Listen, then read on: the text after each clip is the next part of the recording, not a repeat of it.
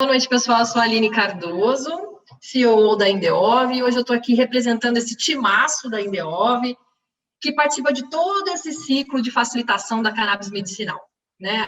Queria dizer para vocês que aqui a gente tem uma equipe especializada de saúde, que faz todo o acolhimento do paciente, dos seus familiares, auxilia no processo da autorização Anvisa, né? Faz toda a organização dos documentos, também no processo de importação, acompanha, né, a operação logística até o produto chegar na casa do seu paciente. E a gente não para por aí, né? A gente também tem um time de consultores e técnicos disponíveis para os médicos e equipes médicas, né, que querem fazer discussão de caso clínico para considerar a interação medicamentosa, né, para considerar o histórico de cada paciente, além do ajuste de dosagem, que a gente também pode auxiliar todos vocês. Enfim, a gente está aí em todo o ciclo do suporte ao paciente. E a gente também consegue auxiliar vocês ao acesso à nossa biblioteca de estudos científicos e resumos técnicos. E a Indeov, ela trabalha com empresas de produtos multinacionais, né? E esses produtos, essas empresas, elas estão locadas tanto na Bolsa de Valores, então, que traz uma credibilidade, né, para quem vai poder prescrever, e também esses produtos têm a análise de certificados, né, constantemente atualizados. E vamos lá, né, vamos começar esse curso, mas eu quero deixar mais uma mensagem para vocês aqui, que a Indeov, nós todos acreditamos que a informação, ela é realmente o melhor caminho, né, a melhor arma para abrir tanto as nossas mentes, quanto o mercado de cannabis nesse nosso país. E eu deixo vocês aqui em excelentes mãos, das nossas consultoras técnicas, Carmen e Amanda, né, para que a gente possa compartilhar um pouco mais neste curso de hoje. Carmen, é com você. Boa noite a todos. Sejam bem-vindos à nossa sala. Vocês conseguem me ouvir bem, pessoal? Me veem? É um prazer estar com vocês aqui essa noite. Para quem ainda não me conhece, e aí agradeço as palavras da Aline, meu nome é Maria Carmen, sou consultora técnica e científica da Indeov, graduada pela Universidade Federal de Juiz de Fora, mestre e doutora pela Universidade de São Paulo, e quem me acompanha essa noite é a outra consultora técnica, Amanda. Amanda? Boa noite, pessoal. Tudo bem? Eu sou a Amanda. Como a Carmen disse, é um prazer estar com todos vocês. Eu sou mestre pela Universidade Federal do ABC e eu espero que a noite de hoje seja bastante produtiva, bastante prazerosa, que a gente possa trocar bastante conhecimento e sair com mais conteúdo, mais informação aí sobre a cannabis medicinal. Obrigada, Amanda. Mais uma vez, reitero aqui as palavras da Aline, as palavras da Amanda, agradecendo a presença de todos. Esse momento, né, o curso, é muito importante, né, para a Indeov. Né? Nesta sala, a gente dá continuidade ao nosso objetivo, que é levar aos profissionais de saúde, né, informações relevantes, baseadas em evidências científicas, né, sobre o uso medicinal da cannabis. Eu me reconheço muito em vocês como profissionais que buscam melhorar a qualidade de vida dos pacientes e cuidadores, já que é isso que nos move, não é? E que querem, né, mergulhar nesse universo do sistema endocannabinoide, né, comandado pelo sistema endocannabinoide, que foi recentemente descoberto, mas presente em vários animais e que movimenta um potencial, né, de pesquisas e um potencial clínico muito grande. Eu tenho certeza, espero que todos aproveitem bastante esse encontro, né, que vai ajudar a todos nós a compreender um pouquinho mais, né, de forma prática, os benefícios do uso da cannabis. Bom, nós somos a Indeov, primeira empresa brasileira no acesso à cannabis medicinal. Nós fazemos parte, né, do setor de cannabis a ser selecionada, a primeira empresa a ser selecionada pelo Programa das Nações Unidas para o Desenvolvimento, para o escalonamento global, devido ao seu alto impacto social. Então, é com muito orgulho que nós temos o selo Accelerate 2030 da ONU, né? E o nosso propósito é democratizar o acesso a um ecossistema seguro e confiável de cannabis medicinal por meio da integração entre médicos, pacientes e os produtores, que é exatamente o que a gente está, né, proporcionando e realizando com muita satisfação neste momento. Um breve histórico para aqueles que ainda não conhecem a Indeov. Nós estamos no mercado desde 2015, né? Nossa trajetória já tem aí alguns anos, onde a gente, né, nessa linha do tempo aqui, que eu tento pontuar aí os nossos grandes momentos, né? Então, em 2015, nós começamos as consultorias, em 2016, nós começamos essa facilitação ao acesso aos produtos da Charlotte's Web e Elixinol. Em 2017, começamos com os eventos, né, de cannabis no Brasil, e isso é um marco interessantíssimo, né, como a Aline mesmo disse, reiterando aí as palavras da Aline, de quebrar paradigmas e abrir, né, a cabeça e as perspectivas para esse universo, para esse bem-estar que a cannabis pode proporcionar. 2018 e 2019, como eu disse anteriormente, a Indeov é selecionada para o Accelerate 2030 da ONU. E, dentre os nossos serviços, né, o que nós oferecemos aos pacientes, né? Nós oferecemos acolhimento, então nós temos uma equipe de suporte especializada, capacitada, composta por profissionais da saúde, então farmacêuticos, gerontólogos, psicólogos, que vão acompanhar e ajudar o paciente e cuidadores nesse trâmite de importação aos produtos de cannabis. Busca médica, nós interligamos médicos e pacientes por região, né, que possuem experiência, médicos que já são prescritores. Auxiliamos na autorização Anvisa, né, oferecemos o suporte necessário para o cadastro na Anvisa e a liberação da autorização Anvisa para a aquisição dos produtos. Ainda oferecemos gestão logística e aquisição. Então, a gente auxilia na etapa de importação dos produtos e gerimos toda a logística de entrega ao paciente. E o suporte terapêutico, né? Um suporte contínuo aos nossos pacientes em todas as etapas do uso de produtos de cannabis. E a você, médico e profissional da saúde, nós oferecemos segurança. Nós temos uma equipe de consultores treinada e preparada, consultores que estão presentes hoje na nossa sala, que acompanham, que visitam rotineiramente os doutores e os demais profissionais aqui presentes, que conhecem, né, sabem, têm informação sobre a prática, né, sobre a teoria de cannabis e conhecem os produtos líderes de mercado. Educação médica, né, preparação da classe médica em todo o ciclo do uso do produto de cannabis. Então, existe uma troca entre nós de conhecimento, né, a prática clínica, a evidência científica, né, a referência anedótona, dando robustez, então, a esta educação médica. A acessibilidade, autorização Anvisa, importação e recebimento do produto na casa do paciente. Como eu disse no slide anterior, nós contamos com uma equipe de suporte ao paciente extremamente qualificada para dar tranquilidade a você após a prescrição. Como prescrever, manejo, discussão de casos clínicos. Então, orientação médica, né? Discussão de informação. Esse é a nossa grande veia aqui na Indeov, né? Então, como prescrever, como começo, por onde sigo, me ajuda, me acompanha. Então, a gente faz um acompanhamento, né, dos profissionais de saúde, tanto no desenvolvimento de estratégia de cuidado ao paciente, discussão de casos clínicos. Qualidade. Fornecemos certificações de qualidade dos produtos. Então, os produtos que facilitamos o acesso têm certificados de análise e ainda, né, são produtos, né, a qualidade dos nossos serviços de uso de produtos à base de cannabis e outras demandas técnicas também. Então, um serviço de qualidade. E um suporte humanizado, não é? Trabalhar com saúde necessita-se de ética e, mais do que isso, de amor, não é mesmo? De cuidado, a gente tem que saber lidar com a pessoa, né? É um ser humano que está envolvido, são vários, o ser humano é um universo, eu gosto muito de dizer isso. Então, vocês como médicos e profissionais da saúde sabem que, além das comorbidades, das patologias, né, na área clínica, existe toda uma questão psicológica envolvida, uma questão humanitária por trás. Então, aqui na Indeov, nós não separamos o paciente como um número, como um objeto. Nosso perfil é exatamente o oposto a isso. Então, acolhemos o paciente, familiares e cuidadores, auxiliando-os em todas as etapas, inclusive no pós-compra.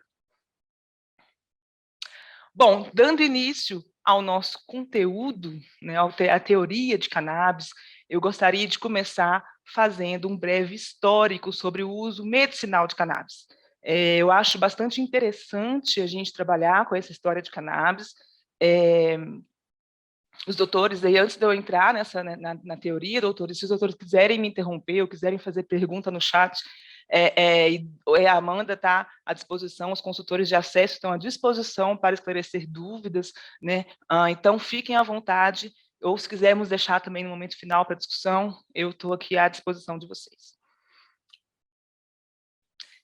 Falando um pouquinho do breve histórico de cannabis, né? Então, nessa primeira imagem aqui à esquerda, os doutores podem observar que a cannabis ela tem uma trajetória, né, muito antiga, né, muito longa, né? A cannabis já vem sendo usada há mais de 12 mil anos, tanto de forma terapêutica quanto adulta, não é?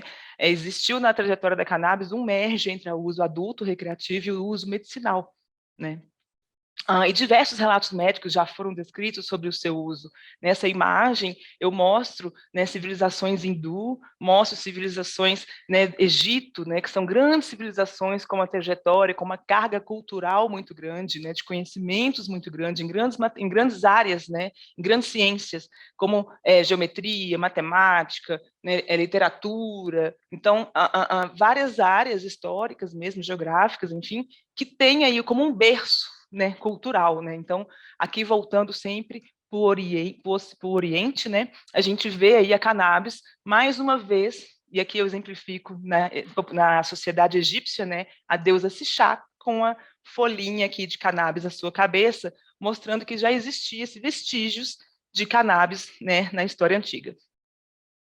Eu pontuo nessa linha do tempo, em 1839, Dr. William Chagasse, que publica o primeiro periódico médico, Provincial Medical Journal, com a utilização de um óleo à base de cannabis para tratamento da epilepsia refratária em uma criança de 43 dias. É interessante, esse ponto sempre me marca muito, porque a epilepsia, né, a história da cannabis nasce muito atrelada né, aos casos de epilepsia, né, são patologias já com bastante publicação e evidência científica, evidências anedóticas, né, que a gente consegue observar o potencial terapêutico da cannabis. Ainda pensando com o viés científico e com uma questão de publicação científica, eu destaco em 1889, né, o periódico The Lancet, que é um periódico fantástico, né, que sobrevive aí ao tempo até hoje. Existem excelentes publicações nesse periódico, nessa revista. Nós temos um artigo publicado em 1889, mostrando, né, relatando a aplicação de cannabis para o tratamento de dependência ao ópio, né? Então, outro grande universo em que a cannabis tem aí uma grande briga, né, pela frente. Em 1900, eu trazendo um pouco dessa história para o Brasil, eu separei aqui em 1900 um marco em que a cannabis ela era anteriormente encontrada em farmácias, né? Então existia um livre acesso a uma forma, entre aspas, aí, medicinal, né, porém mais rudimentar, de cannabis, como xaropes, né, indicados para tosse, para dor, para insônia, para asma, entre outras, né? Então, aqui eu mostro uma imagem, até que ele justifica que era cannabis índica por aqui, não é? Então, cigarros índios aí, mostrando que existia um acesso mais liberal à cannabis. Em 1924 e 1930, por volta deste período, a história da cannabis ela sofre uma inversão muito grande, né? Graças ao preconceito e à concorrência com outras indústrias, né? A gente vai ver mais para frente, os autores vão ver que a cannabis tem um potencial comercial muito grande, então gerindo aí mercados, né? E dinheiro, claro, por que não?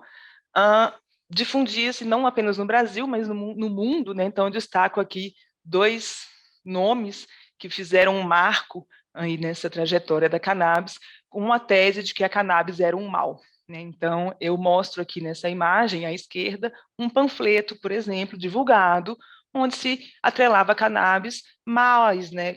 Más atitudes, e aí cresce nessa época, né?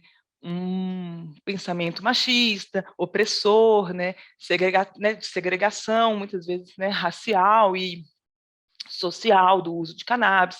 Então, existiu-se aí um período em que a cannabis foi depreciada, né, por muito tempo, com propagandas que circulavam a bel prazer.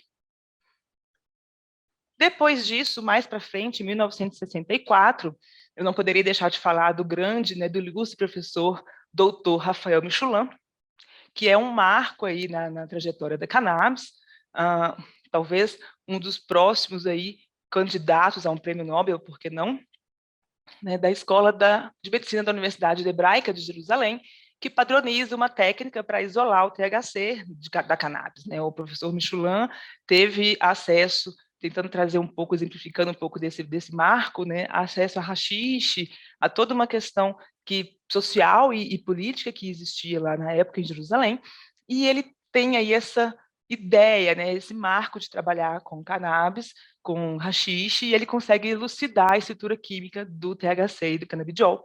Então, a gente tem aí um marco histórico que a gente não pode desconsiderar, visto que hoje no mercado e na publicação científica, a gente tem a base em cima do THC e do CBD, muitas vezes, né? Agora que tem crescido bastante literatura com canabigerol, com CBN, CBV, mas na cannabis nasce atrelada aí, principalmente a parte medicinal, né? Então, em 1964, a gente passa por um período anterior de escuridão do conhecimento, e aí eu gosto muito de brincar, né, que traz aí um renascimento científico em 1964, com Michelin trazendo luz aí a essa informação de extrema relevância.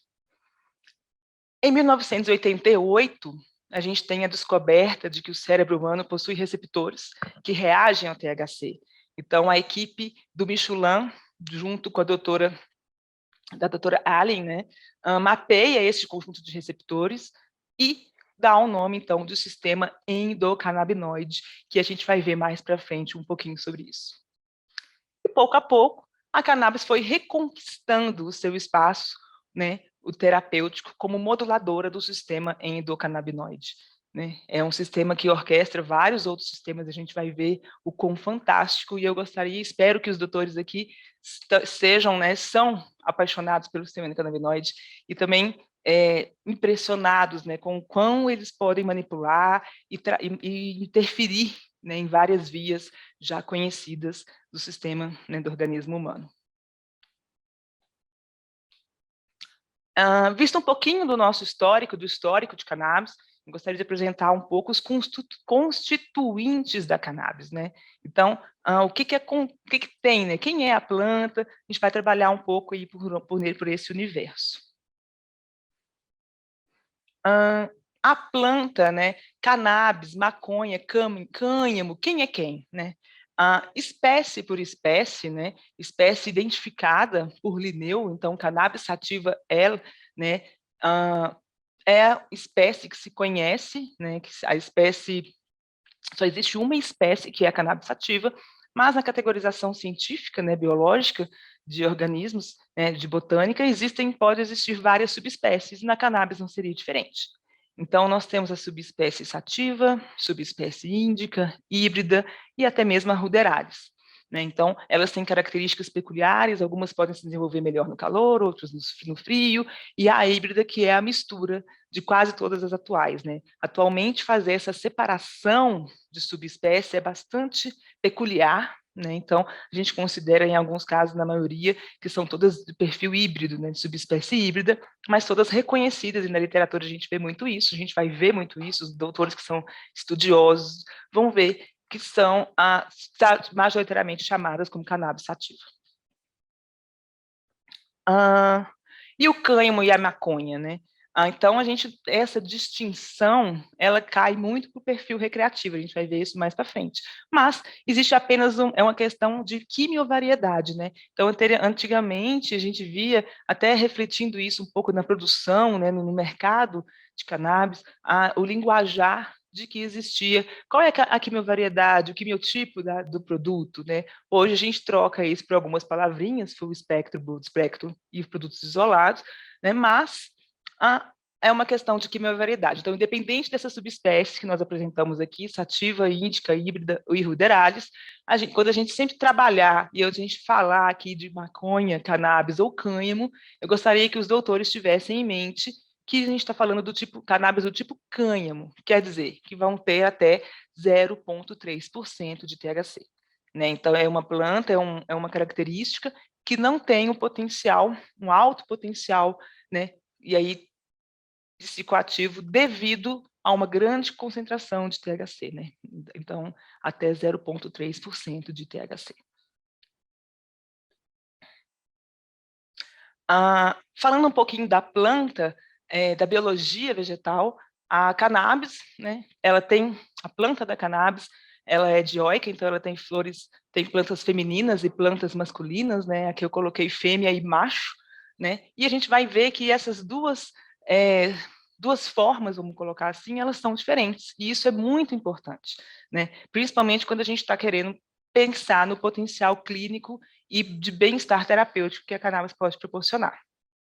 Por quê? Porque as plantas fêmeas, elas vão ter, que eu destaco, né, nessa imagem central, partes da planta, né, e as plantas fêmeas, elas vão ter nessas regiões florais, e aqui, se vocês conseguem acompanhar a setinha aqui em destaque, em azul, que são onde concentram os fitocannabinoides e os outros componentes que fazem essa mágica, essa revolução terapêutica no organismo, aos tricomas, né? Então, aqui eu destaco nessa bolinha essas estruturas, né, chamadas tricomas. E esses tricomas, eles estão preferencialmente localizados nas partes florais de plantas femininas, né?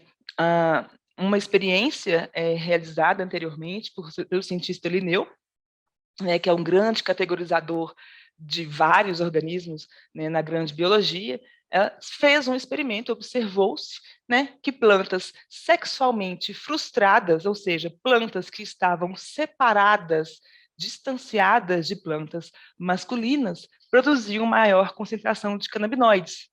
Por que isso? Porque essas plantas continham maior quantidade de tricomas, né, que é onde estão os fitocannabinoides. E por que que essas plantas tinham esse aumento de plantas frustradas, fêmeas frustradas, tinham esse aumento de concentração de canabinoides? Porque os fitocannabinoides, a gente usa, né, eles como uma ferramenta clínica hoje.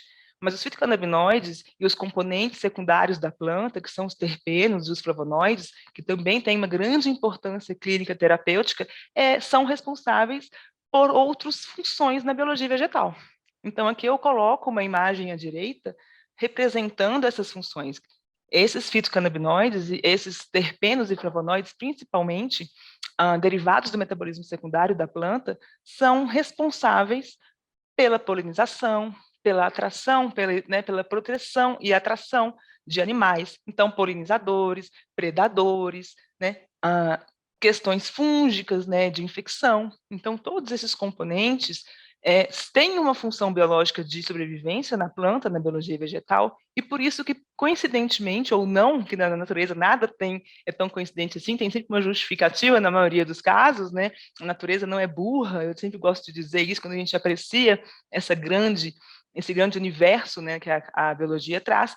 Plantas sexualmente frustradas produzem, não à toa, maior concentração dos fitocannabinoides, né? Então, essa ferramenta, esse comportamento, vamos dizer assim, para nós é extremamente importante, principalmente quando a gente pensa em cultivo, né? Quando a gente discute cultivo e discute origem dos produtos, né? Então, produtos que são oriundos de partes florais, são produtos com maior potencial terapêutico, porque podem ter maior concentração dos fitocannabinoides.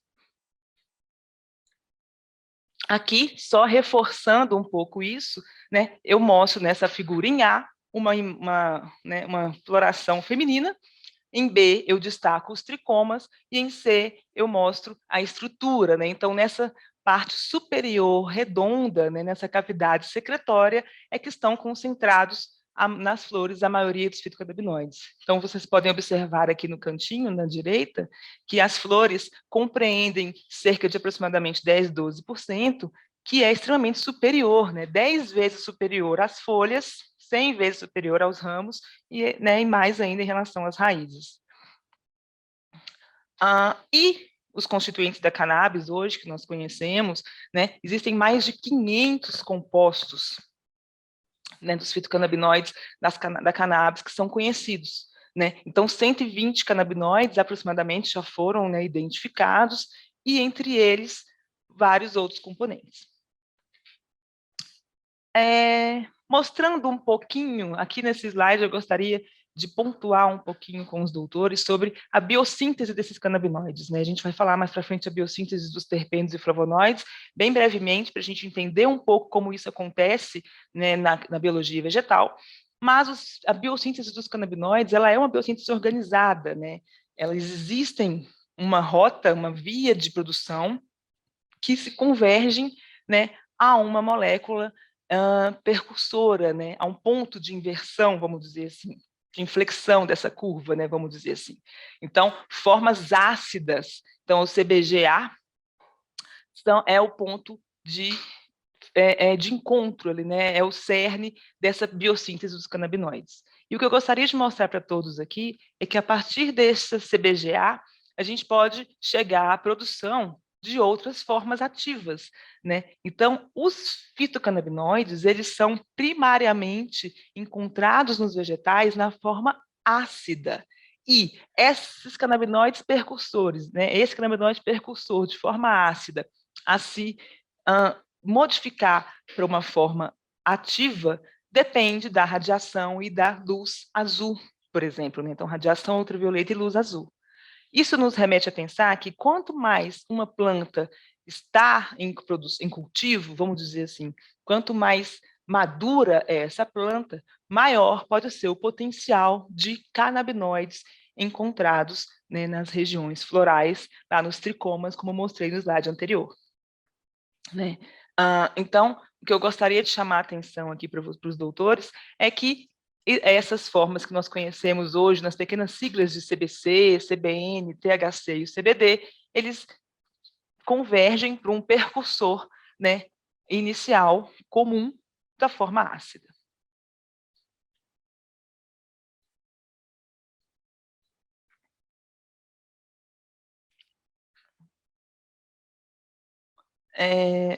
Bom, aqui nesse slide eu gostaria de falar um pouquinho dos terpenos, né? Então, um outro componente interessantíssimo na prática clínica, mais para frente, quando nós abordarmos isso, os terpenos, né? Por que eu estou mostrando esse slide? Porque os terpenos são biologicamente responsáveis pelo cheiro e pelo sabor, né? E isso é interessante porque quando você pega um produto à base de cannabis, né, de origem orgânica, então vegetal, a gente não pode desconsiderar esses componentes.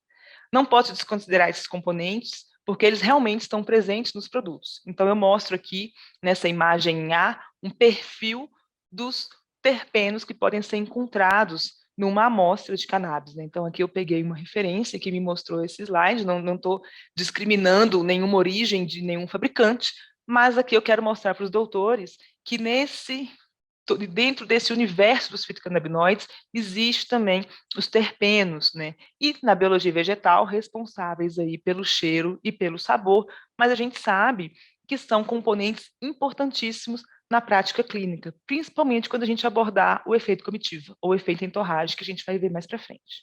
Então, exemplificando essa classe tão maravilhosa, com potencial, né, com potencial terapêutico muito grande, eu destaco o linalol, o beta-cariofileno, né, o moleno, mirceno, dentre outros, né, que têm estruturas, então, químicas aqui em B diferentes, né, que se diferem de alguma forma, mas que têm um potencial terapêutico muito grande.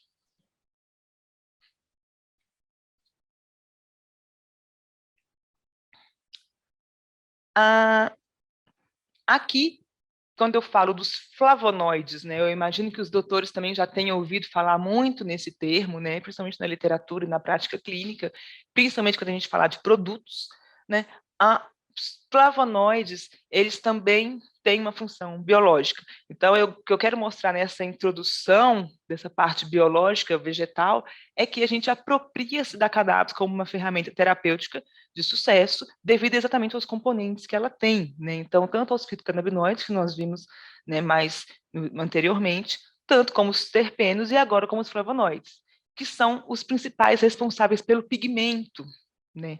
Então, a canflavina A, a quercetina, entre outros, tem também um potencial terapêutico, né, e uma função biológica.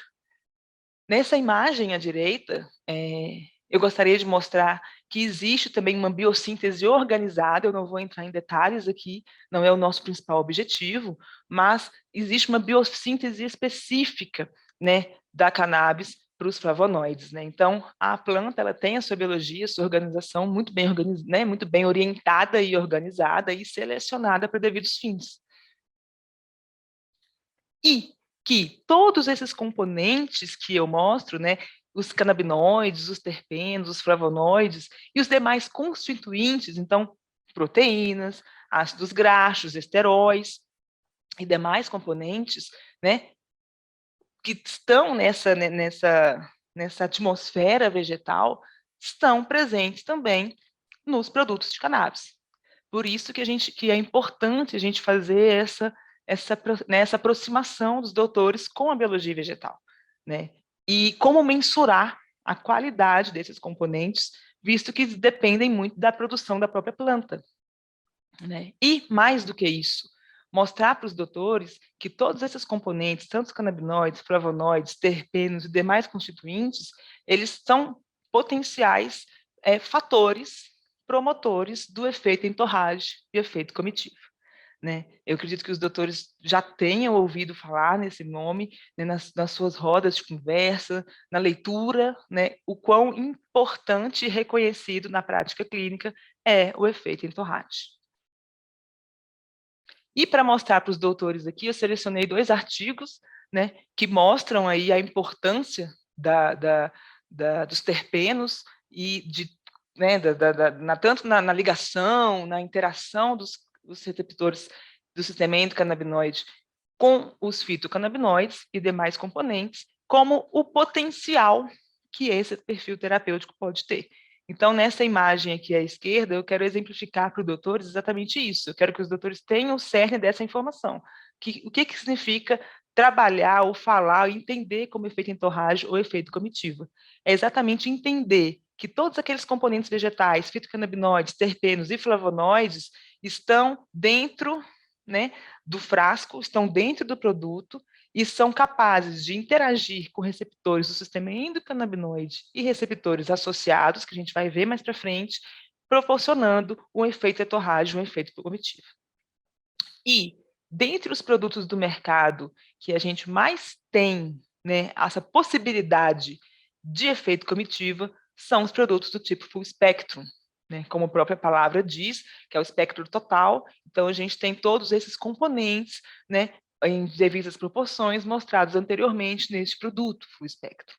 E a atividade farmacológica, né, dos terpenos e dos fitocannabinoides é extremamente interessante. Então, nessa tabela ao lado, eu mostro alguns terpenos, né, e alguns potenciais farmacológicos. Então, você tem uma questão antioxidante, anti-inflamatória, antinociceptiva, antiociolítica, antiespasmódica, antidepressiva. Então, a gente tem inibição de tumor, antitumor, analgésica, né, anticonvulsivante, antimicrobicida. Então, eu quero mostrar para os doutores que este efeito comitivo, este efeito entorragem, é realmente uma grande ferramenta, principalmente quando se pensa na prática clínica e no bem-estar, né, geral terapêutico do paciente. E Carmen, os doutores podem se perguntar, né, quais são as vantagens de ter em mãos produtos full spectrum ou broad spectrum? Aliás, o que são esses produtos, essas terminologias, né? Nessa imagem, nessas colmeiazinhas aqui na direita, eu, né, exemplifico, desenho para os doutores como seria isso. Então, quando a gente sempre falar de CBD isolado, como o próprio nome diz, apenas moléculas de canabidiol. Quando eu falo de produtos tipo broad spectrum, eu estou falando de produtos, né, de amostras que tem, aqui nas bolinhas eu represento como os terpenos e flavonoides, e nas colmeiazinhas, os fitocannabinoides. Quando eu falo de produtos full spectrum, eu estou falando de um completo espectro. Então, eu estou falando de produtos que têm terpenos e flavonoides, fitocannabinoides. Com uma diferença: o full spectrum tem THC. O broad spectrum não tem o THC, né? Ou não tem THC detectável, né? De acordo com os traços químicos. Por isso que é muito importante a gente ter essa diferenciação explícita no certificado de análise.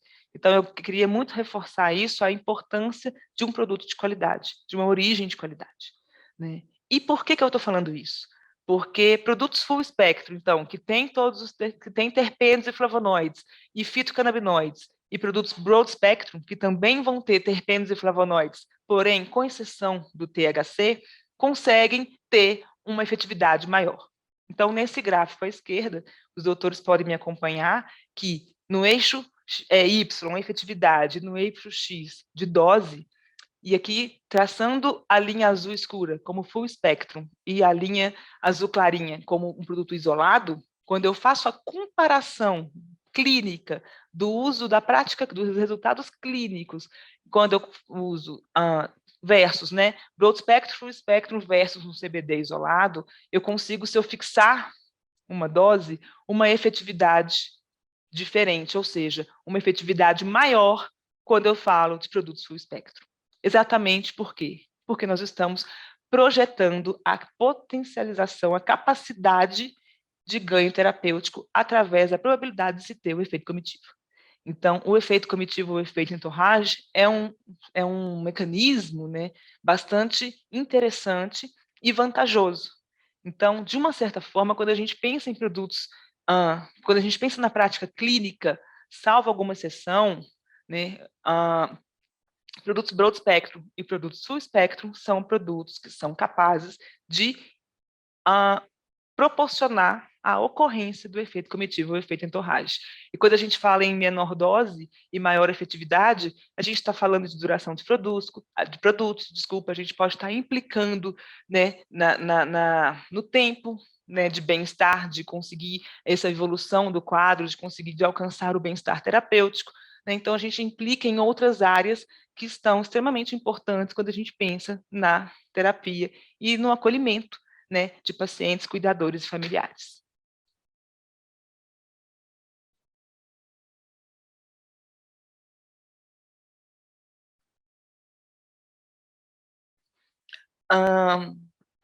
Nesse slide, doutores, eu gostaria de chamar a atenção exatamente para isso, né? Esse é um estudo de meta-análise que mostra a redução de crises convulsivas com produtos à base de cannabis, né? Nessa tabela, eu destaco em azul, né, o total de relatórios, né? Então, a média aqui de uso de CBD puro, e em vermelho eu destaco aqui a possibilidade de produtos de uso, né, de relatórios que fizeram o uso de canabidiol, né, de extratos ricos em canabidiol.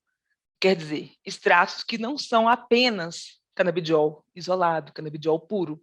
Então, em azul, a gente está falando do canabidiol isolado, eu até vou voltar no slide anterior, nessa primeira colmeiazinha aqui, e em vermelho eu estou trabalhando com produtos full espectro ou broad spectrum, que são conhecidos no mercado também como produtos ricos em canabidiol. E vocês podem observar, os autores podem observar a implicação direta, né, na dose diária, na média da dose diária, né, miligrama quilo dia. Então, relatórios que mostraram para crises convulsivas o uso de canabidiol isolado, a gente vê uma maior dose média de dose diária, quando eu comparo com produtos que usaram, né, com pacientes, com relatórios que tiveram o uso de produtos ricos em canabidiol, de extratos ricos em canabidiol. Então, os doutores podem observar uma diminuição de até 3 vezes menos da dose, né? Então, vamos colocar um exemplo, vamos tarar uma média de 23, 22 miligramas quilo aqui, a gente tem 7, é a maior aqui, miligrama quilo dia, quando a gente pensa no uso de produtos ricos em canabidiol, produtos broad spectrum e produtos full spectrum. Então, claro, salvo alguma exceção ou salvo alguma decisão, né? Lembrando que a deliberação da escolha do produto é sempre do médico ou do profissional de saúde responsável pelo paciente, mas aqui eu mostro essa diferença gritante e fascinante, né? E provavelmente esses candidatos podem ter evoluído o quadro, né? Ganhado um bem-estar terapêutico com essa dose menor, principalmente por conta do efeito comitiva também associado aos potenciais efeitos, né? Psicoativos e orgânicos, né, e sistêmicos do canabidiol e de outros componentes.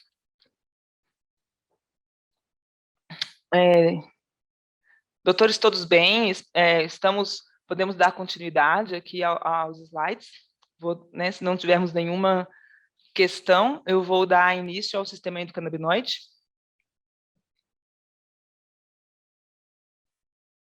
Vamos lá.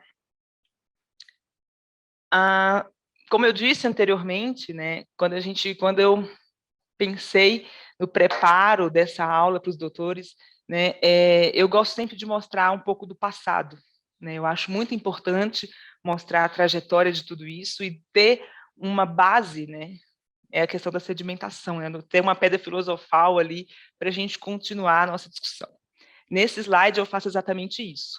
Quando a gente pensa em sistema endocannabinoide, a gente não pode pensar só, né, fechar nossa cabeça, por mais que a gente tenha um foco humano, que ele foi descoberto em seres humanos, mas que existe um passado, assim como a cannabis. Então, quando a gente pensa evolutivamente, né, na evolução do sistema endocannabinoide, a gente vai voltar lá nos invertebrados, né? Então, fazendo esse elástico aí, né, intelectual, a gente pode pensar que outros organismos já tinham, né, tem até hoje sistema endocannabinoide. E se esse sistema endocannabinoide é conservado na evolução, né, até os seres humanos, isso justifica-se por si só uma importância, uma relevância desse sistema. Né? O papel do sistema endocannabinoide nos invertebrados, eles vão ter diversas funções, né, referentes à biologia daqueles organismos. Então, quando a gente pensa no sistema endocannabinoide em moluscos, aqui nessa tabela, por exemplo, em anelídeos, em quinidários, né, em organismos então marinhos até mesmo, né, que é onde a água é o berço da evolução biológica, a gente vê alguns componentes do sistema endocannabinoide presentes, desempenhando diversas funções.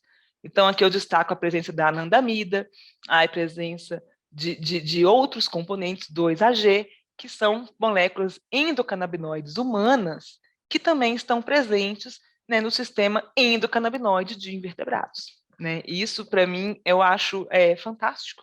Eu acho assim, interessantíssimo o quão evolutivamente foi conservado e o quão, entre aspas, recente, né, tardiamente, a gente deu atenção, lançou-se luz ao sistema endocannabinoide. Mas de que é composto, Carmen, esse sistema endocannabinoide? Né? O sistema endocannabinoide, para a gente conhecer um pouco do sistema endocannabinoide, a gente tem que pensar em 3 pilares.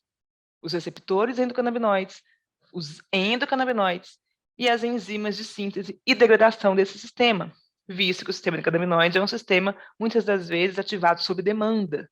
Né? Então, existe um processo de síntese e degradação dessas moléculas. Né? E é o que a gente vai ver aqui agora. Quando a gente pensa no sistema endocannabinoide, né, e aí eu gosto muito, né, esse conceito que o Michulan trouxe em 2013, e eu mostro eles aqui para os doutores, que o sistema endocannabinoide ele é um regulador fisiológico, homeostático, amplamente distribuído no nosso organismo.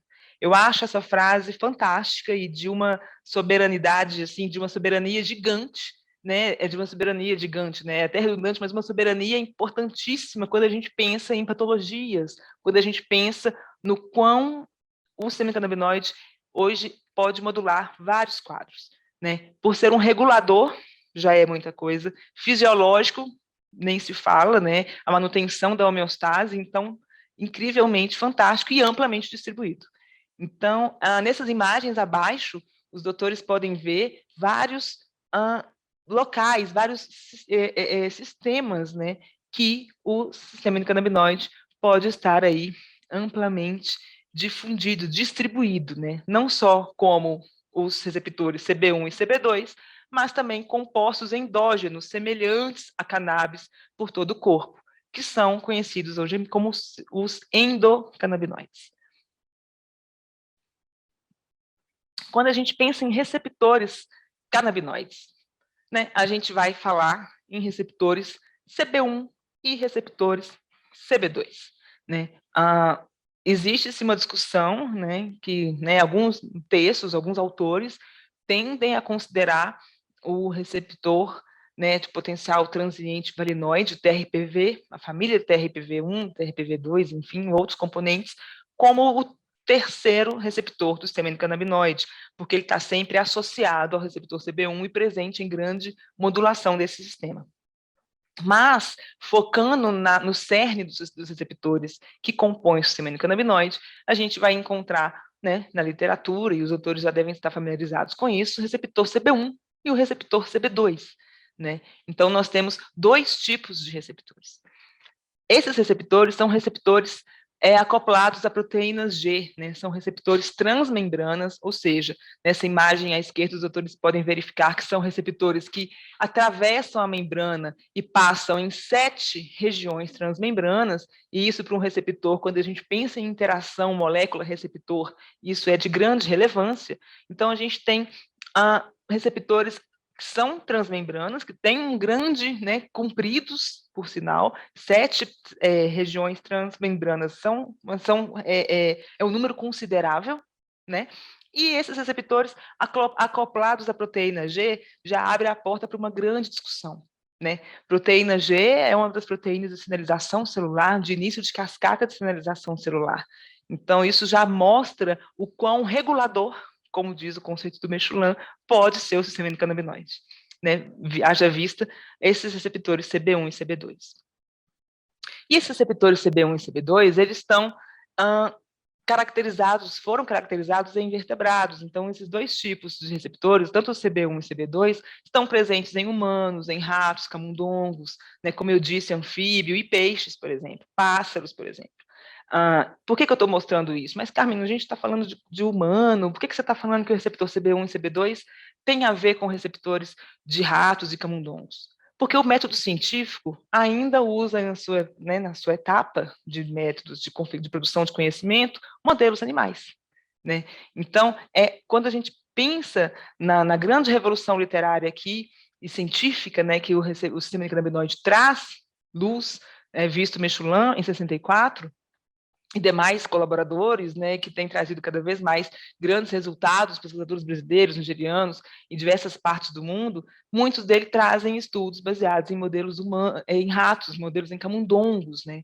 Existe-se atualmente ainda, mesmo que em andamento, mas poucos ensaios clínicos robustos, que vão trazer uma discussão mais próxima ao humano, quando a gente pensa no sistema endocannabinoide.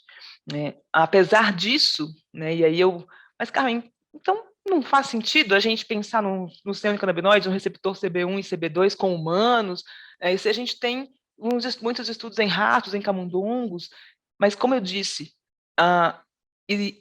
os receptores CB1 e CB2, eles são evolutivamente mantidos durante as espécies, e não por isso eles são muito conservados. Né? Então, para a gente ter uma ideia, 97% dos camundongos, né, existe essa conservação entre o receptor CB1 humano quando se compara com os camundongos, 84% em anfíbios, 72% com o de peixes. Né? Então, claro, salvo os níveis de evidência das informações científicas e salvo os resultados, né, esses estudos ainda assim sustentam muito o conhecimento que se tem hoje, atualmente, né, que se tem sobre cannabis como sistema endocannabinoide. E o receptor CB2 não fica para trás. Então, o receptor CB2 humano tem cerca de 82% de similaridade com a proteína de camundongos, né? Então, eu entendo a necessidade, eu também sou faminta por ensaios clínicos, sou faminta por pesquisa clínica, que traga isso de uma forma mais próxima ao resultado humano, mas ainda assim a base científica, existe um método científico que ainda é estabelecido, que ainda se é usado e que passa, sim, por modelos animais. Então, essa é a mensagem que eu gostaria de deixar aqui aos doutores também nesse slide. E onde estão distribuídos esses receptores? Os receptores CB1, eles estão majoritariamente distribuídos no sistema nervoso central. Então, podem ser encontrados no hipocampo, nas amígdalas, gânglios da base, cerebelo, córtex, hipotálamo, mas também podem ser encontrados em testículos, ovários, próstata, pâncreas, tecidos, células neoplásicas e demais tecidos. Os receptores tipo CB2 ou CB2, simplesmente CB2, podem ser encontrados em células do sistema imunológico, células neoplásicas, tecido conjuntivo, terminações nervosas periféricas, células da glia e em outros tecidos. Então, esses são os dois pilares dos receptores, CB1 e CB2.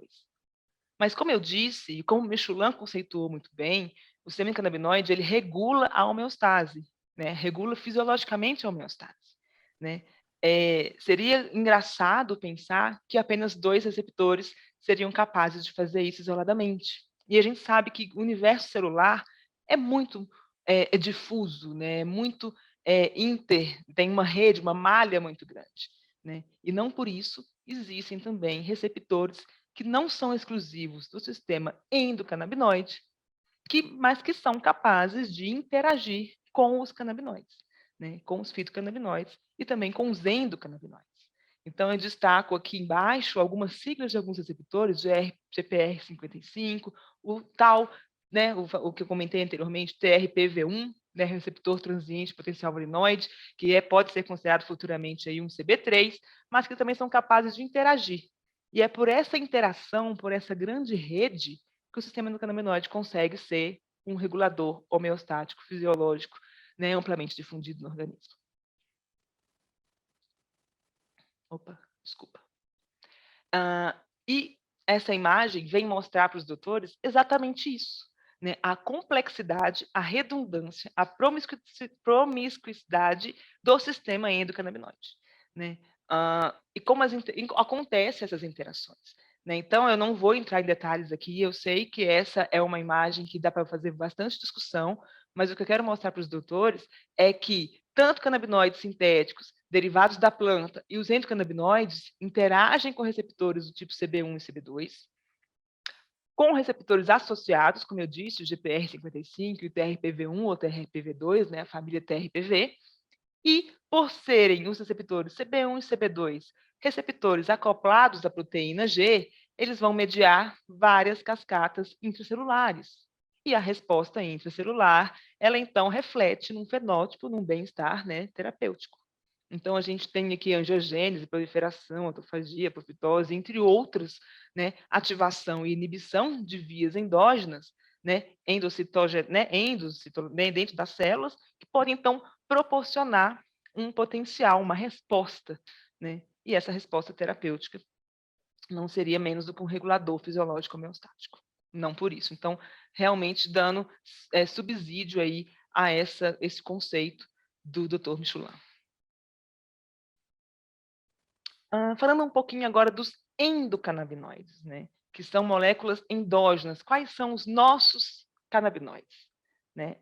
O organismo humano tem 2 moléculas conhecidas como os principais endocannabinoides. Então, nós temos o 2-AG, né, o 2-araquidonoilglicerol, e a anandamida, a AEA. O 2-AG, né, vou resumir o nome dele para 2-AG, é um agonista de receptor CB1, mas também interage com o receptor CB2. E pode ter propriedades similares ao canabidiol. Então, eu mostro aqui, né, nessa imagem, a estrutura química do 2-AG, só para a gente conhecer um pouquinho desse componente. E mostro também embaixo a da anandamida. Né?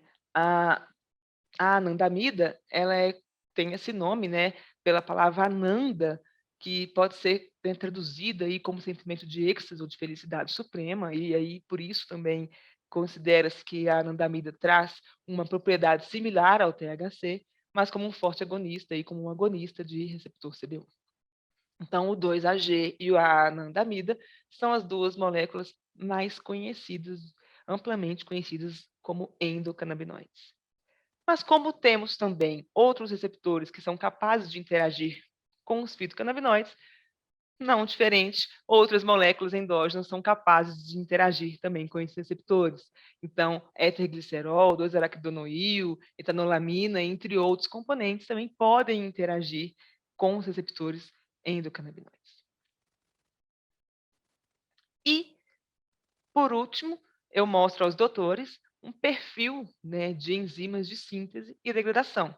Então, o que eu quero destacar aqui nessa cascata, né, metabólica, bioquímica, é que tanto o percussor, né, a anandamida e o 2-AG são oriundos de lipídios precursores, né, então ácidos graxos poliinsaturados de cadeia longa, que são grandes constituintes aí de membranas celulares, e que eles, então, passam por uma cascata, né, de produção organizada por enzimas, formando, então, os endocannabinoides, que são degradados também por enzimas que podem interagir aí com o canabidiol, principalmente a enzima amida hidrolase de ácidos graxos.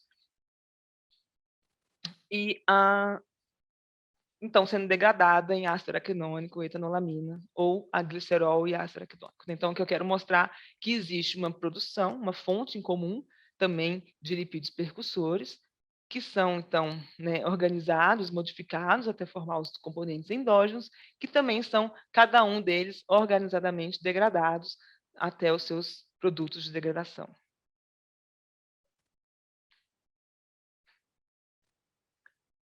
E os sistemas endocannabinoides, né? Então, aqui nessa imagem, eu faço um zoom, né, um grande visão de todos esses componentes. Então, eu mostro os receptores CB1 e CB2, os receptores associados ao sistema endocannabinoide, que são capazes de responder às moléculas endógenas, tanto o recebedor CB1, CB2, com mais, aqui a setinha até um pouquinho mais espessa, né, com mais força, então agonista desses receptores, mas também podem interagir de outra forma com esses demais receptores associados, né?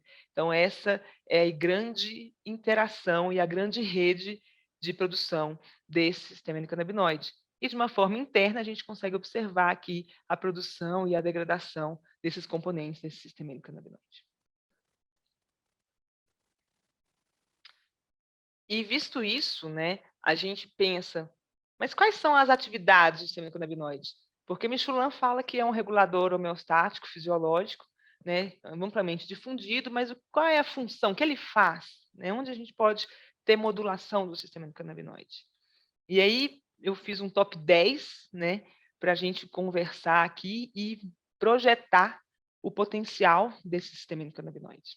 Então, quando a gente pensa no sistema endocannabinoide modulando a sinalização sináptica, a gente está falando de várias patologias, né? Se a gente quiser fazer um bate-volta, né? Uma correlação entre a chave de sinalização sináptica com epilepsia, com outras patologias que envolvem a sincronização, a desincronização dos impulsos nervosos. Quando a gente fala do sistema imunológico, do sistema modulando o sistema imune, a gente fala de um plural de perfil inflamatório que corresponde em várias patologias. A gente fala da própria regulação do próprio sistema imune, de patologias autoimunes. Então, a gente tem um viés extremamente gigante quando a gente pensa no sistema endocannabinoide. No tópico 3, né, não necessariamente que existe uma ordem de quantidade, de relevância, mas eu quis, né, aleatoriamente lancei aqui alguns desses pontos. Né, no tópico 3, sinalização de dor nas terminações nervosas aferentes. Então, a gente está falando de artrose, artrite, fibromialgia, dor crônica, dor pélvica, entre outras. Um metabolismo lipídico e da glicose. Então, a gente está falando da grande área da endocrinologia, do balanço energético, né, de síndromes metabólicas. Não por isso, armazenamento e gasto de energia do sistema adiposo. Então, a gente também está falando desse grande universo. Quando a gente fala de motilidade gástrica intestinal, apetite, crescimento ósseo, proliferação, sobrevida de tecidos neoplásicos, aqui a gente nem vai entrar em detalhes, não, né, doutores, possibilidade, né, de tumoral, antitumoral desses componentes. E o processamento emocional, o sistema de recompensa. Então, a gente está aí lançando luz à grande psiquiatria, por exemplo, entre outros.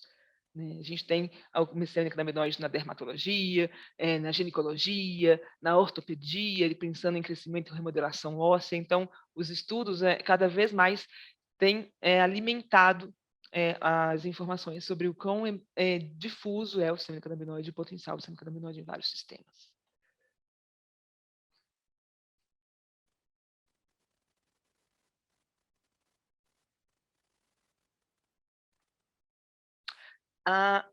Falando um pouquinho, doutores, então, nos aspectos práticos, né, na utilização de óleos ricos em canabidiol. Aqui, nessa parte, né, do nosso curso, gostaria de abordar um pouquinho de farmacocinética e dos efeitos observados. Né? Então, é uma parte que vai estar fazendo aí uma inserção bem presente, bem grande aí na prática, né, na rotina de vocês. Então, o que se sabe hoje, né, tentando fazer um apanhado geral das informações que se tem sobre farmacocinética e efeitos observados de produtos de cannabis, de CBD e THC, é que se existe vias de administração e formulações diferentes. Né? Existem a possibilidade, em alguns artigos discutem bastante alguns ensaios intravenoso, inalatório, mas eu vou focar, né, nas vias de administração oral, por exemplo, cápsulas, sublingual, óleos e tópico, como o próprio nome diz, né, uso local. Que são as vias de administração que mais se tem aplicação e produtos hoje no mercado. Então, quando a gente pensa, por exemplo, em cápsulas no uso oral, é interessante a gente pensar na baixa disponibilidade, na menor disponibilidade de entrega do canabidiol, né, e principalmente do canabidiol, aí focando no canabidiol, mas e dos fitocannabinoides. Né, aproximadamente, existem alguns artigos que discutem até 6% de biodisponibilidade. E por que isso? Né? Porque eles sofrem um metabolismo de primeira passagem no fígado. Né? Os canabinoides, os fitocannabinoides, eles são metabolizados no fígado, né, pelo grande complexo enzimático do citocromo P450. Né? Então, as tão conhecidas CYPs são os principais metabolizadores dos fitocannabinoides. E por isso, né, por fazer essa deglutição, né, essa deglutição direta dos fitocannabinoides, das cápsulas, através das cápsulas, a gente pode ter um pico de concentração aí do canabidiol aproximadamente 120 minutos.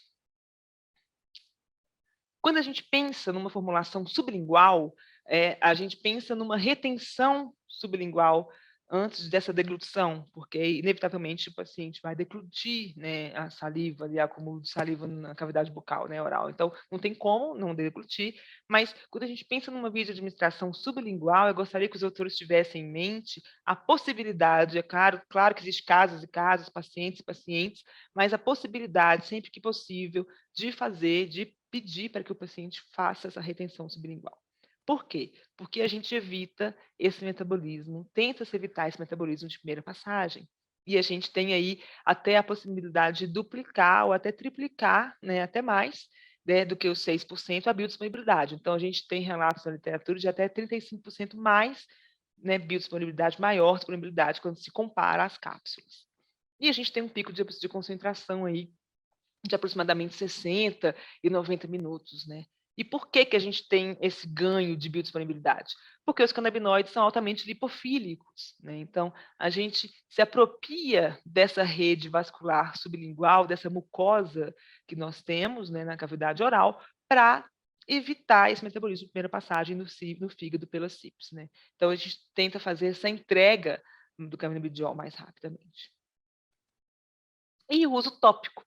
Né? Então, quando a gente fala em uso tópico, a gente obviamente está pensando numa ação local e não sistêmica, né? Sem a utilização de ferramentas e compostos que facilitem essa absorção. Então, os produtos de uso tópico, eles têm que ter componentes que facilitam essa entrada do canabidiol, do THC, né, nos receptores locais ali, né, epidérmicos, muitas das vezes, e algumas terminações nervosas. Né?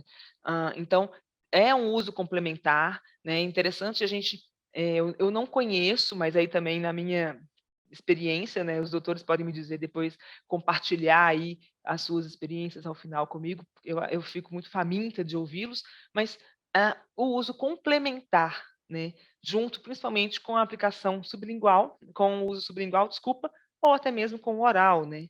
Então, a gente tem a administração transdérmica, existe esse potencial de administração transdérmica de canabinoides, né? E sabe-se de informações de estudos in vitro, né, com pele humana, que a permeabilidade do canabidiol é 10 vezes maior do que o THC. Então, os produtos, é interessante quando a gente pensa em produto, que a gente tem um produto com componentes que facilitam esse emoliente, essa entrega dos canabinoides através da ação local.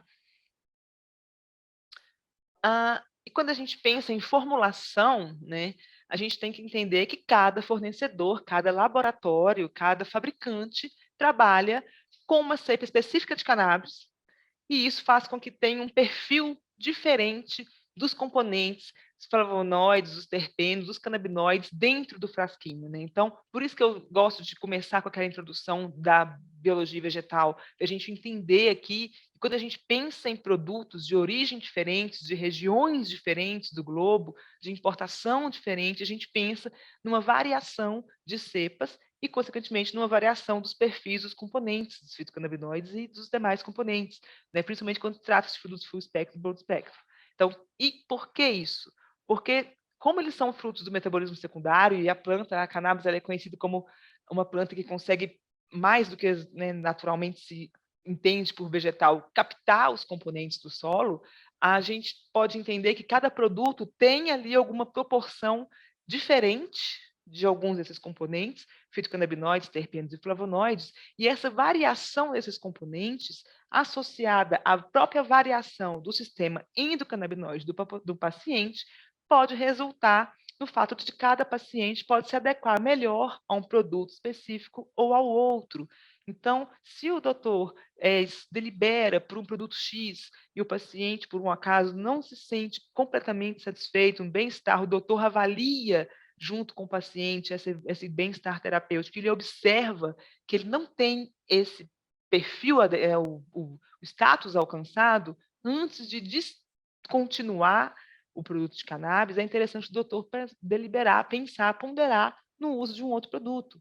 Exatamente porque a origem, a produção desses produtos, dessa biomassa vegetal, pode interferir no produto específico. E interfere também, como a gente faz, esse potencial de terpenos e flavonoides varia, e eles são responsáveis pelo cheiro e pelo sabor, também pode trazer aí essa variação, né, quando a gente pensa nos produtos, né, em lote para lote. Então, isso é legal, é real a gente comentar também sobre isso. E mais do que isso, a importância dos certificados de análise, porque o doutor só vai conseguir entender como é o cultivo, projetar o que acontece no Colorado, projetar o que acontece na Europa ou em qualquer lugar da fonte dessa biomassa vegetal, através do certificado de análise.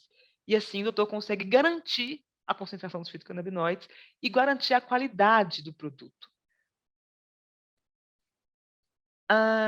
Um ponto importante que, né, a gente sempre tem que considerar é que a ideia da Indeov é passar informação, né? Então, a nossa ideia não é, nosso principal pilar é difusão da informação, a troca de conhecimentos, né, da classe médica, da classe científica, com os pacientes, fazer esse elo, como eu disse anteriormente, no início do curso.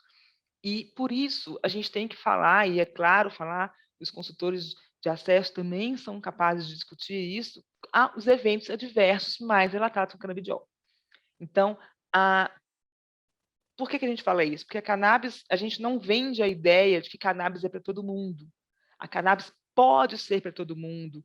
A gente está falando de saúde, a gente está falando de um componente de canabidiol, de THC, de CBD, que vão modular né, como diz o conceito de Michelin, fisiologicamente, um sistema amplamente difundido.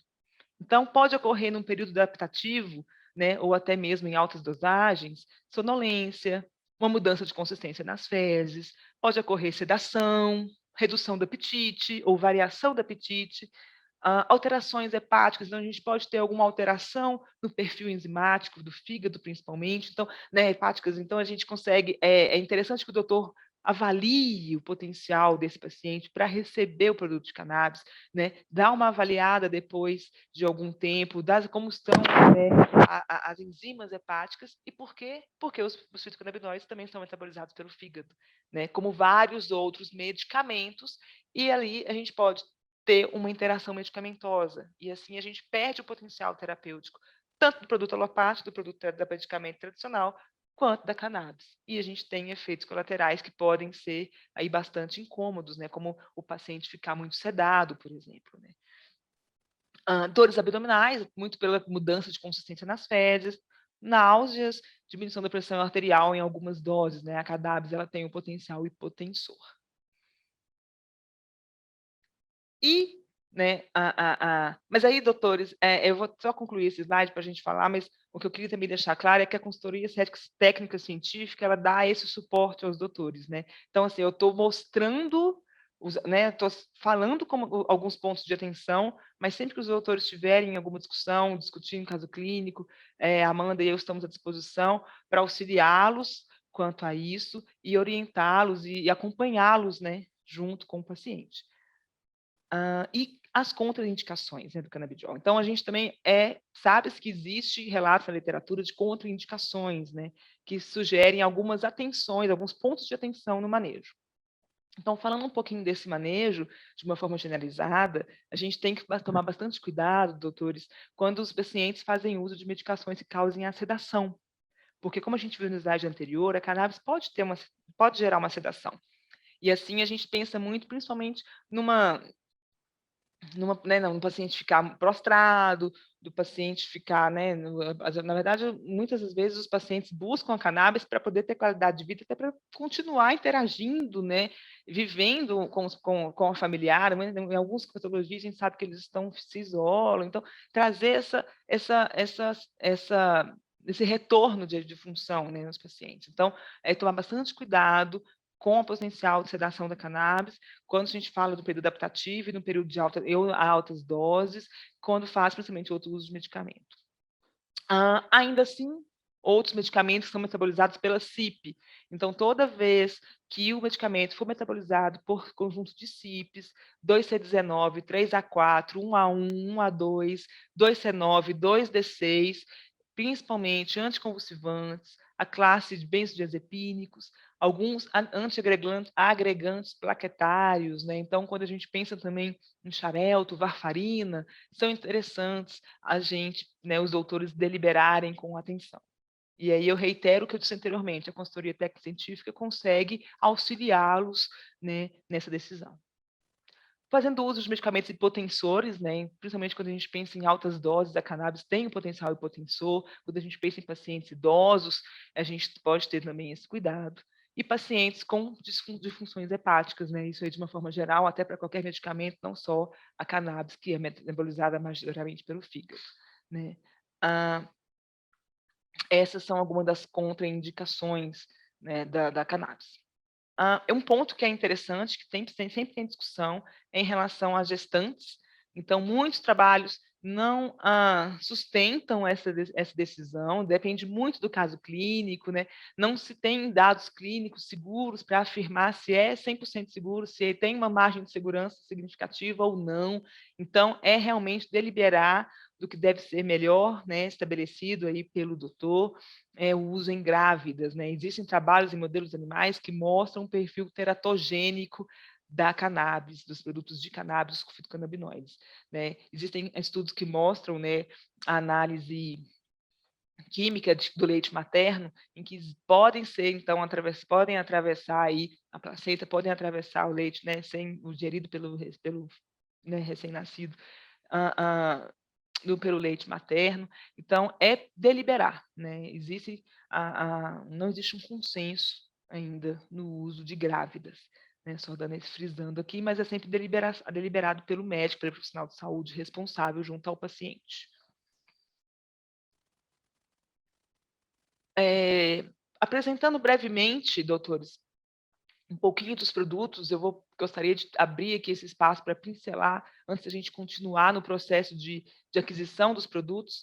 Eu gostaria de falar um pouquinho das fabricantes Charlotte's Web e Elixinol, né, que são os 2 fabricantes que a Indeolve facilita o acesso à cannabis, né, os produtos desses fabricantes.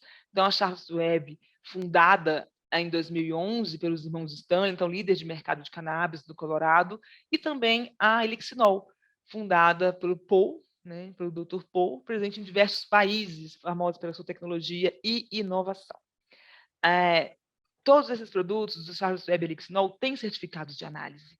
Então, isso é muito importante, porque os doutores conseguem projetar como é a produção, o plantio de cannabis. Se são plantas livres de pesticidas, de extratos, são os extratos da Charlotte's Web Elixinol são frutos de atenção, de qualidade durante todo o processo. Então, os consultores de acesso presentes aqui na nossa sala podem orientá-los e apresentar esses produtos aos doutores, mas sempre com essa segurança de que são marcas líderes no mercado internacional e nacional. A Charlotte's Web, né, foi eleita pela EcoWatch como um dos melhores óleos de cannabidiol de 2020. Então, a Charlotte's Web lidera bastante o ranking, né, os guides de produtos de cannabis, né, que cada vez mais surgem produtos de cannabis no mercado. Então, a Charlotte's Web foi felicitada aí com esse selo da EcoWatch. E lembrando sempre, né, doutores, das vantagens dos produtos do espectro, full espectro do efeito comitiva, então lembrando aí sobre esse potencial de maior efetividade do efeito comitiva, eu entro dentro da Charlotte's Web mostrando os produtos full spectrum, né? A Charlotte's Web também tem produtos full spectrum, então aqui eu apresento o original fórmula, com até 0,3% de THC, produzido por extração alcoólica, que é uma das primeiras vias de extração dos produtos de cannabis, veículo de azeite de oliva e óleo de coco. Os consultores de acesso depois podem orientá-los e acompanhá-los melhor na descrição desses produtos.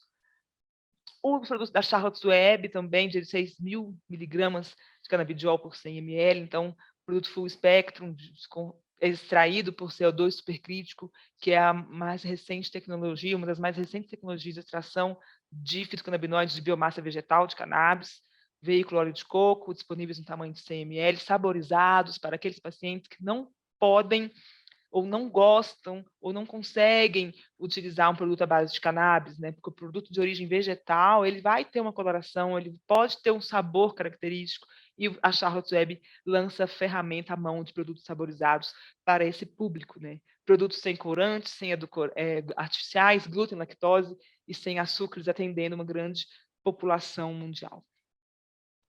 Charlotte's Web contém cápsulas de 25 mg de canabidiol por ml, full spectrum, então a gente conta com a questão da biodisponibilidade, mas para aqueles pacientes que precisam ter a sua medicação separada, né, que ele não pode ter acesso à fonte, ao frasco do produto em óleo, então a cápsula é bem interessante, a pacientes que querem fazer uma locomoção, enfim, apesar de ter essa desvantagem de um ajuste fino de dose, quer dizer, a cápsula você já tem um start de dose de 25 miligramas, quando se comparada ao óleo, onde você pode ratear melhor, né, ranquear com mais detalhes o miligrama dia, a cápsula não, é 25 miligramas dia ou múltiplos de 25. Mas é um excelente produto da Charlotte's Web. E, como eu disse, das formulações de uso tópico, a Charlotte's Web também tem produtos de uso tópico, full spectrum, então com formulações que facilitam, que favorecem áreas específicas do corpo e favorecem a imersão de THC, né, e CBD, como, por exemplo, o balme com formulação mentol, óleo de hortelã-pimenta, eucalipto. Então, excelente produto para ser associado a óleos para casos de dores, por exemplo. E Charlotte's Web creme, então produto também full spectrum, que tem uma formulação mais suave de azeite de oliva, aloe vera, óleo de coco, desculpa, aloe vera, óleo de coco, extrato de aveia, que tenta trazer essa emolência na pele e facilitar essa absorção do canabidiol e esse contato aí dos receptores fitocannabinoides aos fitocannabinoides, né? Então, ideal para áreas maiores do corpo e pele sensíveis, a Charlotte's Web traz essas ferramentas, né, para trazer um bem-estar terapêutico ao paciente. E a Elixinol, também um outro fabricante, que tem produtos full spectrum, então produtos de concentrações variadas de 42 ou 17 miligramas de canabidiol por ml, em tamanhos de 120 ou 100 ml, como a Charlotte's Web, então também tem o starter size, para aqueles pacientes que estão inseguros em começar a terapia canabinoide, que querem, né, ganhar confiança na evolução que a cannabis, terapêutica que a cannabis pode proporcionar. Então, os produtos starters são bastante interessantes. Produtos full spectrum, até 0,3% de THC, CO2 supercrítico, né? E os produtos da Elixinol, que eu acho fantástico, é que todos têm uma dose extra de beta-carotene. E o beta-carotene é um terpeno que aumenta, que favorece a interação do receptor CB2 com o CBD. E isso a gente fala de um potencial anti-inflamatório, de um potencial de terapêutico mediado pela canabidiol por si só, e com a interação no receptor e a difusão desse receptor no sistema, no organismo humano, fantástico, né? Então, o beta-carotene, a adição de beta-carotene pela Elixinol, não por isso, né, não porque é um terpeno de grande potencial terapêutico, antioxidante, anti-inflamatório, antinociceptivo, entre outros.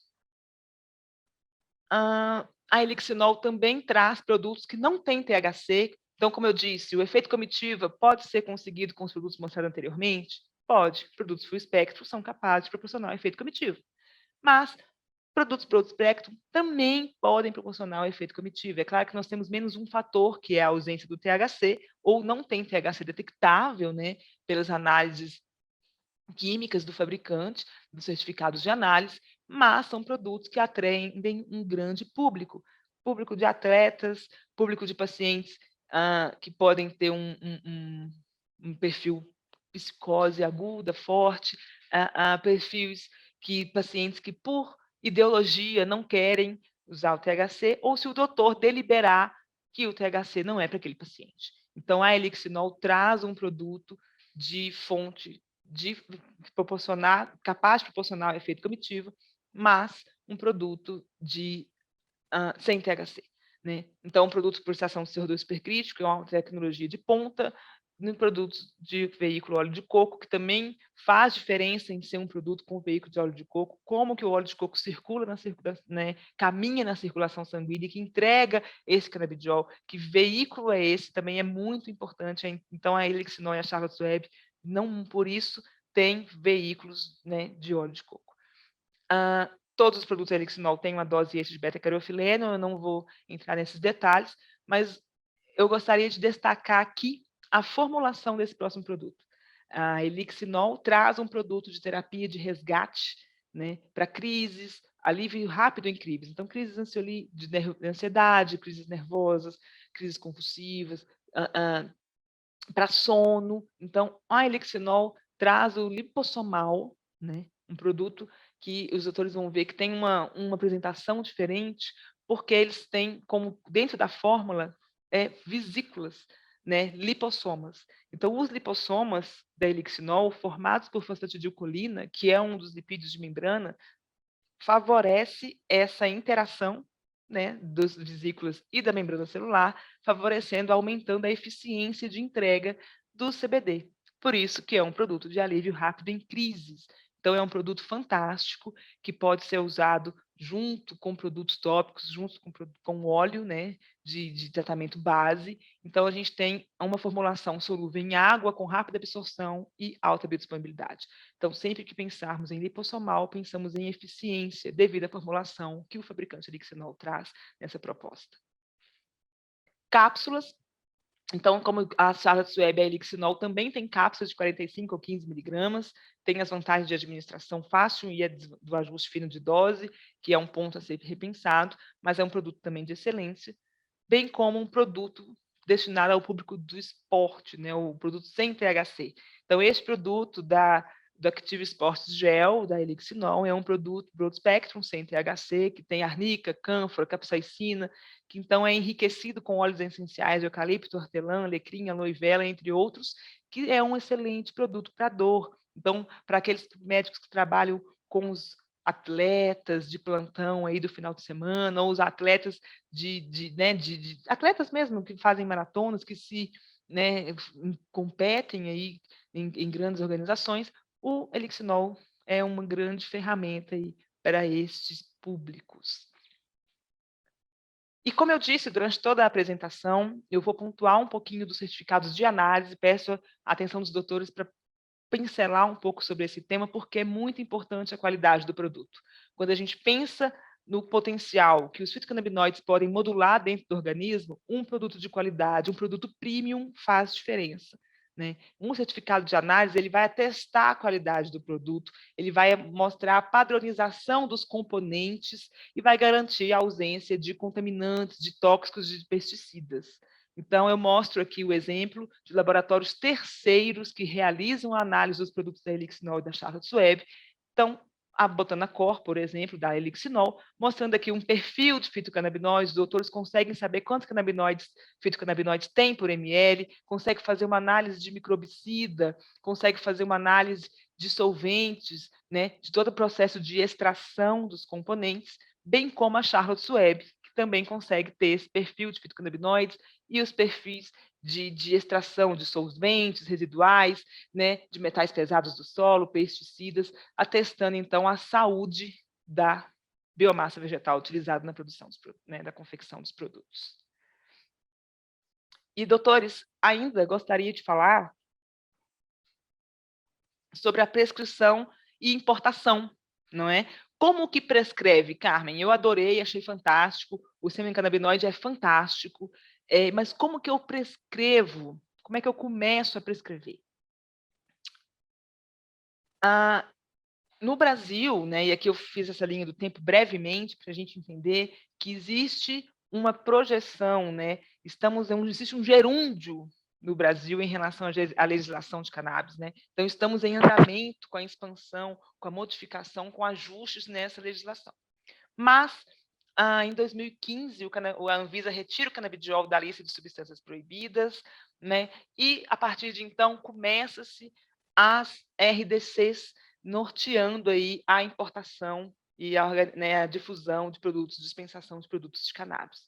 Então, em 2015 ainda tem a RDC 17, que define os critérios e procedimentos para a importação em caráter de produtos à base de canabidiol, né, por pessoa física, para uso próprio, e em 2020, janeiro de 2020, a legislação brasileira tem a definição dos critérios e procedimentos para a importação de produtos derivados de cannabis por pessoa física para uso próprio, né, compassivo, mediante prescrição de profissional legalmente habilitado para o tratamento de saúde. Então, hoje, a RDC 335, de 24 de janeiro de 2020, norteia a nossa a operação, né, norteia a facilitação que a Indeov faz aos acessos, né, aos produtos importados. E, recentemente, em 2021, no final de 2021, em outubro de 2021, a gente teve uma resolução da diretoria colegiada, então a RDC 570, que dá alguns ajustes à RDC de 335, mantendo, assim, a liberação de importação de produtos derivados de cannabis por pessoa física mediante prescrição simples de profissional legalmente habilitado de saúde, né? Então, essa RDC, elas trazem, pontuando um pouco isso com mais detalhamento, a RDC 17, ela exigia anteriormente laudo, né, prescrição de produto habilitado, tinha uma validade diferente, né, da data de emissão da prescrição. Então, atualmente não necessita mais esse laudo profissional do legalmente habilitado, né? Graças à RDC 335 de 2020, a gente consegue fazer a exportação. Então, não é mais exigido o laudo. Então, os doutores podem prescrever mediante prescrição branca simples dos produtos importados e, né, com o quantitativo necessário, pelo tempo de tratamento, a dose sugerida e a validade da prescrição. Então, a autorização Anvisa, né, existe ainda assim necessidade de fazer autorização Anvisa, existe um trâmite com a Anvisa a ser organizado, mas o que eu quero deixar claro aqui para os doutores é que não existe mais a necessidade de laudo, né, e que qualquer profissional médico com CRM ativo, e agora atualmente os dentistas, né, a grande classe dos odontologistas, podem também prescrever produtos à base de cannabis. E que existe uma discussão atual, né, e aí trazendo essa atualização para os doutores, em primeira mão, existe uma atualização em relação aos fisioterapeutas e nutricionistas, né? Então, existe ainda uma discussão, uma conversa entre o Conselho, entre a Anvisa e a classe dos profissionais, de que se eles podem fazer essa prescrição ou não, né? Então, os fisioterapeutas e os nutricionistas que eu tive a oportunidade de discutir esse tema com eles, né, que estão levando para os conselhos documentos, artigos que discutem a relevância terapêutica da cannabis, estão ansiosos aí por essa liberação, para fazer essa prescrição, porque eles estão encontrando brechas no próprio regimento do profissional para fazer essa prescrição. Então, eu gostaria de trazer essa atualização aqui para os doutores, mas mostrar que qualquer CRM e qualquer CRO ativo de variadas especialidades médicas atualmente podem sim prescrever produtos à base de cannabis, graças à RDC 335 de 2020. E essa RDC 335 teve um update, né, com a RDC 570, onde o maior destaque é que a autorização Anvisa é feita pelo site Gov, é automática, né, e a autorização de importação vai para 2 anos. Então, só pontuando isso aos doutores, trazendo essa informação de lei, né, legal, em relação aos produtos de cannabis, mas, ao mesmo tempo, eu gostaria de deixá-los tranquilos quanto a isso, porque a equipe de suporte ao paciente da Indeov é capaz de orientar o paciente plenamente, tranquilamente, seguramente nesse fluxo. Então, mediante prescrição, o doutor não precisa se preocupar com né, estamos pautados na legislação, é liberada, é possível, e a equipe de suporte ao paciente consegue fazer esse apoio ao seu paciente sem problemas. E para essa submissão à Anvisa, nós precisa-se da receita. Então, eu vou mostrar mais para frente um modelinho. A gente tem os consultores de acesso, conseguem instruí-los. Temos um modelo de prescrição, receituário branco, simples, onde tem a escrita do produto, a miligramagem do produto, né, deve ser estabelecida junto ao nome do paciente. E deve existir uma dose sugerida para o paciente, né, uma dose inicial sugerida. A prescrição ela deve ter data, né, para submissão, então a Anvisa, a prescrição precisa ter data, porque ela tem uma validade, né, a Anvisa pela RDC tem a sua validade, e precisa-se de assinatura e carimbo no registro do conselho de classe do profissional prescritor. Então, esses são os 4 pontos básicos, né, universais aí que a prescrição branca precisa ter para ser submetida à Anvisa.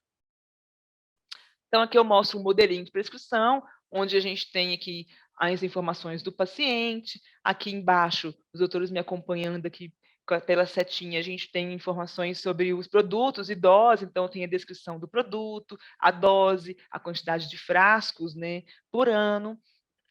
Informações, então, aqui nessa imagem do carimbo com CPF, CID, carimbo médico. Então, sempre que o doutor puder trazer essa informação, colocar na prescrição, mostrar essa clareza, é legal, mas precisa-se, sim, de nome completo, informação dos produtos e dosagens, carimbo e CPF do médico, né? E dados do consultório. Então, é interessante que a prescrição tenha endereço, cidade, estado, telefone, CEP, ali também, para compor. Então, esses aqui são os pontos básicos chaves para uma prescrição branca simples, para o paciente ter acesso ao produto à base de cannabis. E trazendo uma luz a esse passo a passo, então o doutor prescreve, né, o médico, o profissional odontológico, de odontologia, prescreve o produto à base de cannabis, o médico fornece, né, o contato da equipe, a equipe de suporte ao paciente, como eu disse, uma equipe extremamente qualificada para acompanhar e acolher cuidadores médicos, né, pacientes e familiares. A Indeov, coletando essa prescrição, acompanha e orienta os documentos de comprovação de pessoa física necessários, e aí acontece toda a orientação e acompanhamento do cadastro do paciente no site do Gov, a autorização da importação de Anvisa, e com a autorização de importação em mão, o paciente recebe o produto em casa. Então, a equipe de suporte ao paciente consegue acompanhar essa logística, né, junto com a nossa área operacional, sabe, né, com tranquilidade para o cliente receber o produto em sua residência, né? E eu não poderia deixar de falar da nossa, né, pontuar esse nosso serviço de qualidade e suporte ao paciente, porque o apoio humanizado e personalizado, ele está envolvido diretamente à prática clínica de produto de cannabis, né? A gente viu que o sistema endocannabinoide é único, a gente viu que o sistema endocannabinoide varia, reage de forma diferente, interage com vários componentes, e por si só é uma terapia, é um uso, né, é uma prática humanizada e personalizada. Né? Então, não por isso o suporte ao paciente também tem essa função, tem essas características, a Indeov traz isso com os consultores de acesso, com as consultoras técnicas, com a equipe de suporte ao paciente, disponibilizando, então, informações de produtos de alta qualidade, orientação sobre os passos necessários em todas as etapas do uso de cannabis. Eu gostaria de encerrar essa transmissão, né, com o meu sincero agradecimento a todos os presentes. Gostaria de agradecer, então, a você que está aí me assistindo, que está comigo por todo esse período. Muito obrigada. Para mim é um prazer estar aqui falando com todos vocês. Né? Esse evento é para vocês. A Indeov faz com muito carinho, a área técnica faz isso com muita dedicação para vocês. Estão aqui os consultores de acesso, toda a equipe da Indeov para dar o suporte a vocês. Então, os doutores seguirão daqui acompanhados. Fiquem tranquilos, nós vamos continuar a nossa conversa. Gostaríamos de agradecer a presença de todos. Obrigada, Amanda. Obrigada, Aline. Obrigada à equipe da Indeov presente, à equipe de logística.